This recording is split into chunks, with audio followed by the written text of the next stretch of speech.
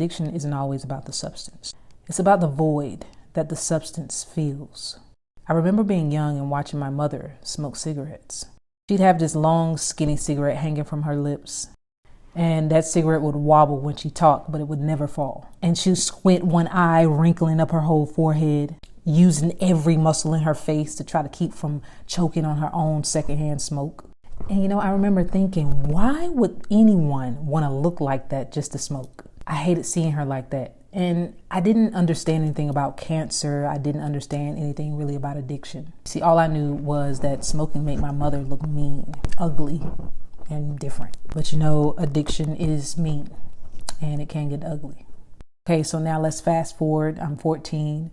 I'm sitting in my kitchen on the floor, back against the stove, and my face is pressed against my screen door, blowing the smoke out, trying to teach myself how to smoke or inhale with leftover cigarette butts that my mother would leave in the ashtray. Learning the slow pull that makes smoke go down easier, which also made the addiction come faster. And from that point on, smoking shaped my whole life. It chose my friends, my boyfriends, my decisions. But you see, smoking wasn't the cause. Smoking was simply the symptom. See, looking back, I can see I was an addict long before I hit my first cigarette. I was always empty inside, chasing the high of being accepted. Validation was my drug. It didn't matter what the substance was, weed, alcohol, nicotine, sex. All were disguised as the same thing. Somebody chose interest in me. It was like a hit of dopamine. Enough to make me say yes to things I didn't want, enough to tolerate people I barely knew, enough to confuse attention for love.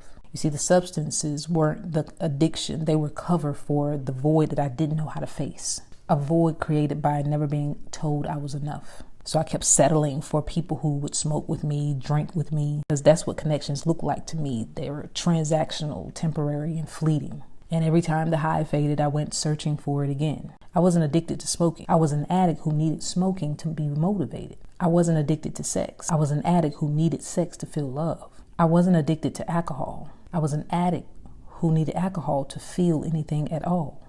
My addiction lived in spaces where I lacked love, acceptance, and forgiveness. I needed someone to show up for me because I didn't know how to show up for myself.